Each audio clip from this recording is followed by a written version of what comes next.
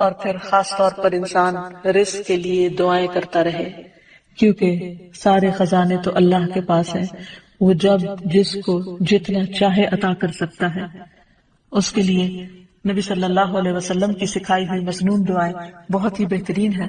نبی صلی اللہ علیہ وسلم ہر روز صبح فجر کی نماز کے بعد یہ دعا پڑھتے تھے، اللہم انی اسألک علما نافعا ورزقا طیبا وعملا متقبلا۔ اے اللہ، میں تجھ سے علم نافع، طیب رزق یعنی پاکیزہ رزق اور مقبول عمل کا سوال کرتا ہوں، یعنی ایسے عمل کی توفیق دے جو تیرے ہاں قبول ہو جائے، تجھے پسند آ جائے۔ اور اس کے ساتھ ساتھ انسان کو حرام سے بچنے کی دعا کرنی چاہیے۔ دعائیں آپ کے ساتھ شیئر کریں گے۔ اللہ سبحانہ وتعالیٰ فرماتے ہیں وَقَالَ رَبُّكُمُ ادْعُونِي أَسْتَجِبْ لَكُمْ، تمہارا رب کہتا ہے کہ تم مجھ سے دعا مانگو، میں تمہاری دعا قبول کروں گا۔ تو انسان کسی بھی قسم کی جب مشکل میں ہو، خواہ وہ بیماری ہو، روحانی یا ذہنی پریشانی ہو، اولاد کی طرف سے کوئی پریشانی ہو یا مالی پریشانی ہو، تو ان تمام مواقع پر انسان کو اپنے رب ہی کو پکارنا چاہیے۔ یہ اللہ تعالیٰ کا وعدہ ہے کہ قُلِ اللَّهُ يُنَجِّيكُم مِّنْهَا وَمِن كُلِّ كَرْبٍ، اللہ تم کو اس وقتی تکلیف اور ہر قسم کی تکلیف سے نجات دیتا ہے، تو ہمیں اللہ تعالیٰ ہی کو پکارنا چاہیے۔ پھر اسی طرح اللہ تعالیٰ کو پکارنے سے پہلے اللہ تعالیٰ کی تعریف اور تعریف کے بے پناہ کلمات، اللہ تعالیٰ کی تعریف کے کلمات اتنے زیادہ ہیں کہ اگر انسان ان کو ساری زندگی بھی شمار کرتا رہے تو شمار نہ کر سکے۔ اس لیے نبی صلی اللہ علیہ وسلم نے تعریف کے جو کلمات سکھا دیے ہیں، اگر انسان ان کو سیکھ لے، ان کو یاد کر لے اور ان کے مطابق اللہ تعالیٰ کی تعریف کرے تو اس سے بہتر کوئی چیز نہیں ہو سکتی۔ تو تعریف کے یہ کلمات جو نبی صلی اللہ علیہ وسلم نے ہمیں سکھائے، اللہ اکبر کبیرہ والحمد للہ کثیرہ وسبحان اللہ بکرۃ واصیلا، اللہ سب سے بڑا ہے، بہت ہی بڑا، اور سب تعریفیں اللہ تعالیٰ ہی کے لیے ہیں، اور میں صبح و شام اللہ کی پاکی بیان کرتا ہوں۔ اور حق بھی یہی ہے کہ انسان صبح و شام اللہ سبحانہ و تعالیٰ کی تعریف بیان کرے، اس کو ہر عیب اور نقص سے پاک قرار دے، کیونکہ وہ ہے ہی اس لائق اور یہ اس کا حق ہے۔ جہاں تک قرض دینے لینے کی بات ہے تو اس سلسلے میں ہمارا دین کیا کہتا ہے، چند باتیں اس سے متعلق عرض کریں گے۔ سب سے پہلے تو یہ کہ جب کوئی شخص ضرورت مند ہو، محتاج ہو اور قرض مانگے تو اسے قرض دینا چاہیے، کیونکہ کسی کی ضرورت پوری کرنا اللہ تعالیٰ کو بہت پسند ہے۔ پھر اسی طرح قرض لینے اور ادا کرنے کے بھی کچھ آداب ہیں۔ سب سے پہلی بات تو یہ کہ حتی الامکان کوشش کی جائے کہ انسان قرض لینے سے بچے، کیونکہ قرض لینے سے عموماً محبت کے رشتے اور تعلقات ختم ہو جاتے ہیں۔ ویسے بھی جب دوسرے انسان کو یہ پتہ چلتا ہے کہ قرض لینے والا یا مانگنے والا محتاج ہے، تو اس کے ضرورت مند ہونے کی وجہ سے یا اس کی مالی حیثیت کی کمی کی وجہ سے دوسرے کے دل میں اس کے مقام میں کمی آ جاتی ہے۔ تو اس لیے اس چیز سے حتی الامکان انسان بچے، اور پھر ہر معاملے میں انسان اللہ تعالیٰ ہی سے مانگے اور کوشش کرے کہ وہ لوگوں سے قرض نہ لے۔ لیکن پھر بھی انسان ہے، انسان کے لیے مالی معاملات، مالی مشکلات اس کے لیے ایک آزمائش ہوتی ہیں، ایک امتحان ہوتی ہیں، اسے دوسروں سے مانگنے کی ضرورت پیش آ جاتی ہے۔ تو ایسی صورت میں انسان صرف جائز ضرورتوں کے لیے مانگے، عیاشی کے لیے یا صرف خواہشات کی تکمیل کے لیے قرض نہ لے کسی سے۔ یہاں تک اس چیز سے روکا گیا ہے کہ اگر کوئی شخص حج پہ جانے کی بھی، یعنی اتنے بڑے نیک کام کی بھی خواہش رکھتا ہے اور اس کے لیے وہ قرضہ لینا چاہتا ہے تو اس سے منع کیا گیا۔ طارق بن عبد الرحمن سے مروی ہے کہ انہوں نے نبی صلی اللہ علیہ وسلم کے صحابی عبداللہ بن ابی اوفا سے سوال کیا کہ ایک شخص نے حج نہیں کیا، کیا وہ حج کے لیے قرض لے سکتا ہے؟ تو انہوں نے کہا کہ نہیں، یعنی حج جیسے نیک کام کے لیے بھی قرض نہیں لینا چاہیے۔ پھر اسی طرح قرض سے پاک ہونا جنت میں داخلے کی ضمانت ہے۔ نبی کریم صلی اللہ علیہ وسلم نے فرمایا، جس شخص کی روح اس کے جسم سے اس حال میں جدا ہو کہ وہ 3 چیزوں سے بری ہو تو وہ جنت میں داخل ہوگا: تکبر، قرض اور مال غنیمت میں خیانت۔ یعنی جو شخص ان 3 چیزوں سے بچ گیا وہ نجات پا گیا۔ پھر اسی طرح یہ ہے کہ بعض اوقات انسان کسی شرعی مقصد کے لیے قرض لیتا ہے، یعنی حقیقی ضرورت کے لیے قرض لیتا ہے، تو ایسی صورت میں عبداللہ بن جعفر فرماتے ہیں کہ رسول اللہ صلی اللہ علیہ وسلم نے فرمایا اللہ تعالیٰ قرض لینے والے کے ساتھ ہے، یعنی اگر کوئی واقعی حقیقی جائز ضرورت کے لیے لیتا ہے تو اللہ تعالیٰ اس کی مدد کرتے ہیں یہاں تک کہ وہ اپنا قرضہ ادا کرے، بشرطے کہ قرضہ ایسے مقصد کے لیے نہ ہو جو اللہ تعالیٰ کو ناپسند ہو۔ یعنی اس سے یہ بھی پتہ چلتا ہے کہ کسی ناجائز مقصد کے لیے، کسی حرام کام کے لیے اور محض خواہشات کی تکمیل کے لیے قرض نہ لیا جائے، اور اگر انسان جائز ضرورت کے لیے لیتا ہے اور پھر واپس کرے گا اور کرنے کی نیت رکھتا ہے تو اللہ سبحانہ و تعالیٰ اس کی مدد فرمائے گا۔ پھر اسی طرح یہ بھی یاد رکھنا چاہیے کہ انسان قرض لینے کے بعد اس کو ادا کرنے کی فکر کرے، کیونکہ جب انسان کسی کو قرض دینے کی یعنی قرض لوٹانے کی صلاحیت رکھتا ہو اور پھر قرض واپس نہ کرے تو ایسا کرنا بہت بڑا ظلم ہے۔ رسول اللہ صلی اللہ علیہ وسلم نے فرمایا قرض ادا کرنے میں مالدار کی طرف سے ٹال مٹول کرنا ظلم ہے، اور اگر تم میں سے کسی کا قرض کسی مالدار کے حوالے کیا جائے تو اسے قبول کرے، یعنی قرض خواہ کو کہا جائے کہ کسی دوسرے نے میرا قرض دینا ہے اس سے لے لو تو وہ مان جائے۔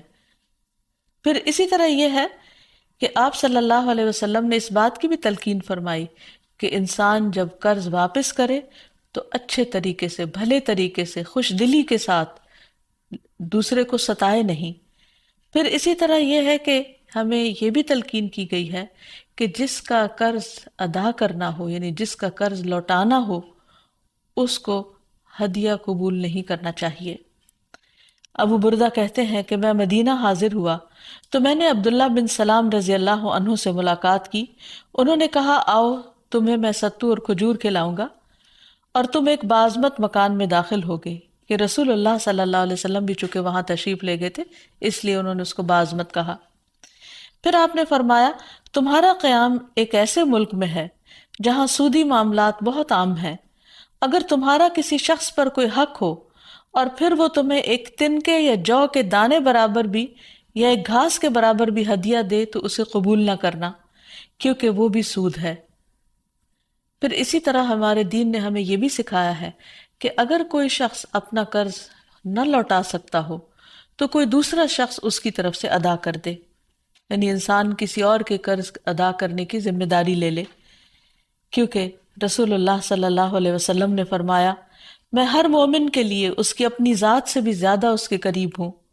جو شخص قرض یا چھوٹی اولاد چھوڑ کر جائے تو ان کی پرورش میرے ذمہ ہے، اور جو شخص مال چھوڑ کر جائے وہ اس کے وارثوں کا ہے۔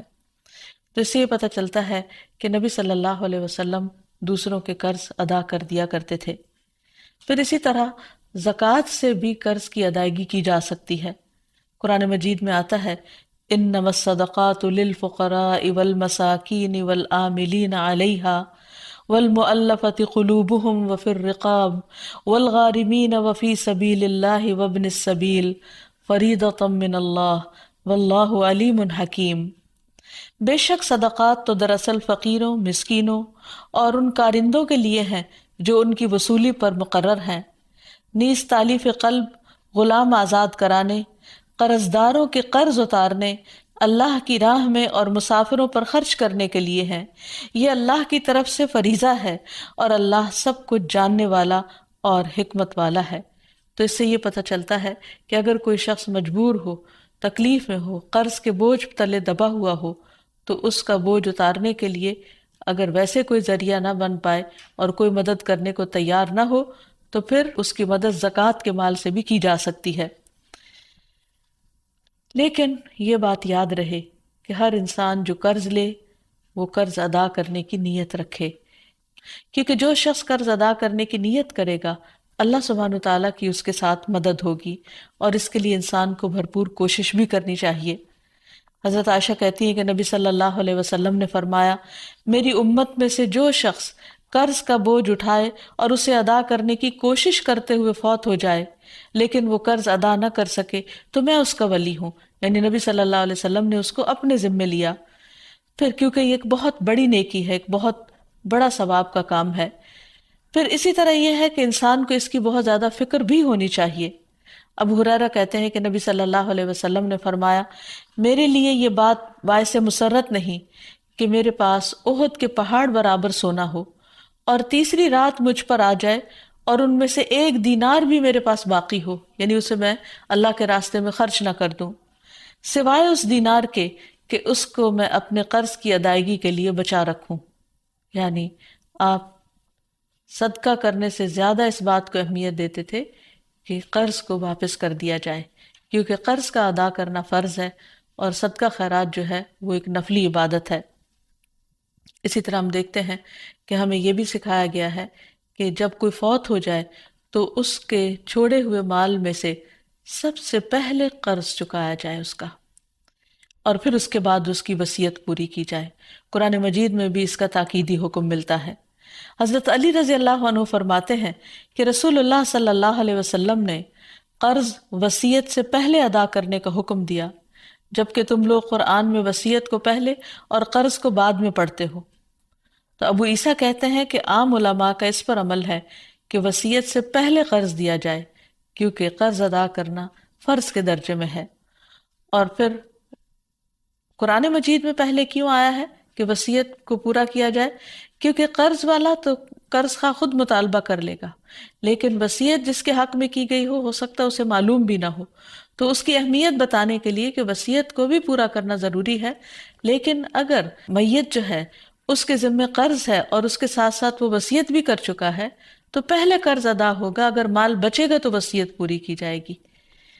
پھر اسی طرح یہ ہے کہ اگر کوئی شخص قرض ادا نہیں کرتا تو اس کی روح اس کی وجہ سے قید میں ہوتی ہے۔ سمرہ کہتے ہیں کہ رسول اللہ صلی اللہ علیہ وسلم نے ہمیں خطبے میں فرمایا، کیا یہاں بنی فلاں کا کوئی شخص ہے؟ تو کسی نے کوئی جواب نہیں دیا۔ پھر پوچھا، کیا یہاں بنی فلاں کا کوئی شخص ہے؟ پھر کسی نے کوئی جواب نہیں دیا۔ پھر آپ نے پوچھا، کیا یہاں بنی فلاں کا کوئی شخص ہے؟ تو ایک شخص نے کھڑے ہو کر کہا کہ میں ہوں، اے اللہ کے رسول صلی اللہ علیہ وسلم۔ آپ نے فرمایا، پہلے 2 بار پوچھنے پر تم کو جواب دینے میں کس چیز نے روکا تھا؟ میں تمہیں تمہاری ہی بھلائی کی خاطر پکار رہا تھا۔ تمہارا ساتھی اپنے قرض کے سبب قید میں ہے۔ سمرہ کہتے ہیں، میں نے اسے دیکھا کہ اس شخص نے اس کا قرض ادا کر دیا، یہاں تک کہ کوئی اس سے اپنا قرض مانگنے والا نہ بچا۔ یعنی آپ صلی اللہ علیہ وسلم نے اس بات کا اہتمام کیا کہ میت کی روح کو آزاد کرانے کے لیے اس کے قرضے چکا دیے جائیں۔ یاد رہے کہ شہید سے بھی قرض معاف نہیں۔ عبداللہ ابن عمرو ابن العاص کہتے ہیں کہ رسول اللہ صلی اللہ علیہ وسلم نے فرمایا، شہید سے سوائے قرض کے سب گناہ معاف کر دیے جاتے ہیں۔ نبی صلی اللہ علیہ وسلم نے ایسے شخص کا جنازہ پڑھانے سے انکار کر دیا جس کے ذمہ قرض تھا۔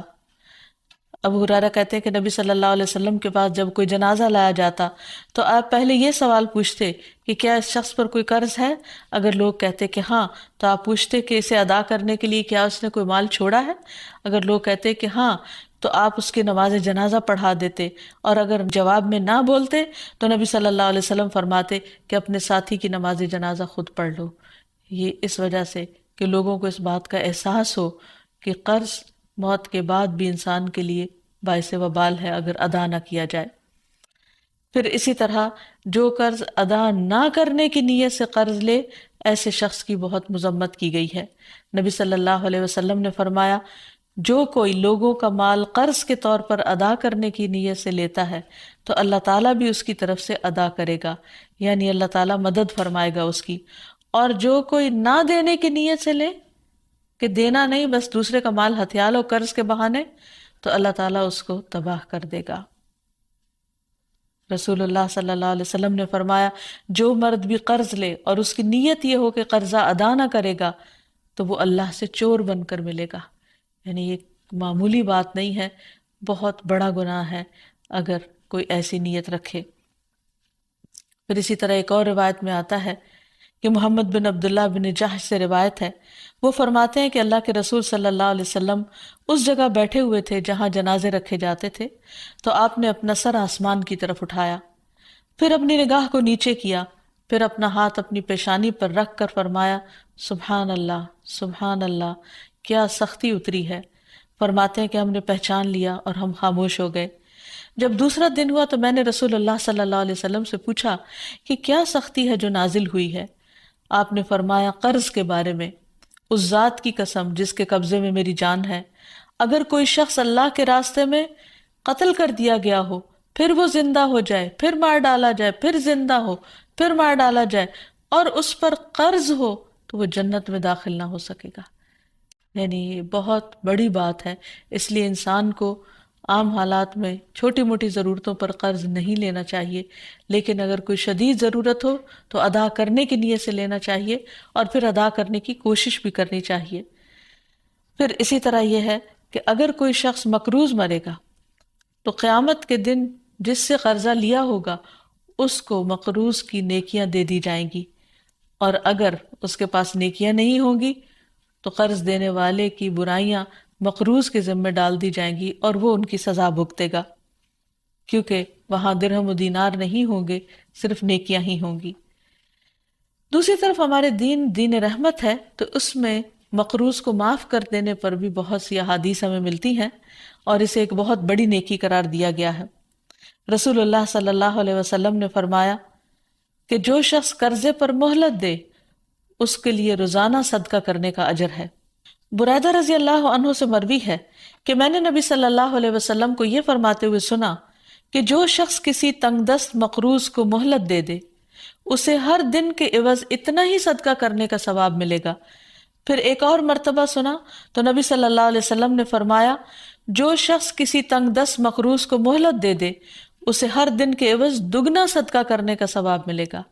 میں نے عرض کیا یا رسول اللہ صلی اللہ علیہ وسلم، پہلے میں نے آپ کو ایک گنا پھر دگنا ثواب کا ذکر کرتے ہوئے سنا تو نبی صلی اللہ علیہ وسلم نے فرمایا قرض کی ادائیگی کی مہلت کا وقت آنے سے قبل اسے روزانہ ایک گنا صدقہ کرنے کا ثواب ملے گا، اور قرض کی ادائیگی کی میعاد گزرنے کے بعد مزید مہلت دینے پر دگنا ثواب ملے گا۔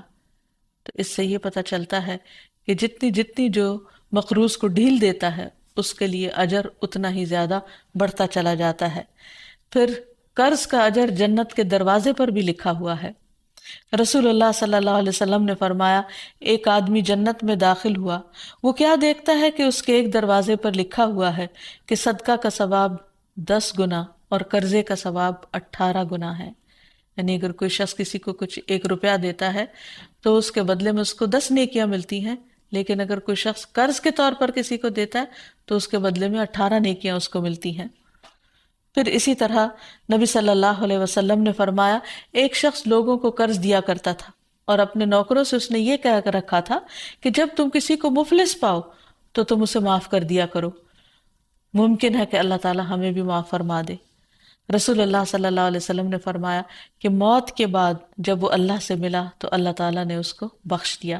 تو گویا جو دنیا میں دوسروں کے قرض معاف کر دیتا ہے قیامت کے دن اللہ تعالیٰ اس کو معاف کر دے گا۔ پھر اسی طرح قرض معاف کرنے والے قیامت کے دن عرش الہی کے سائے تلے ہوں گے۔ رسول اللہ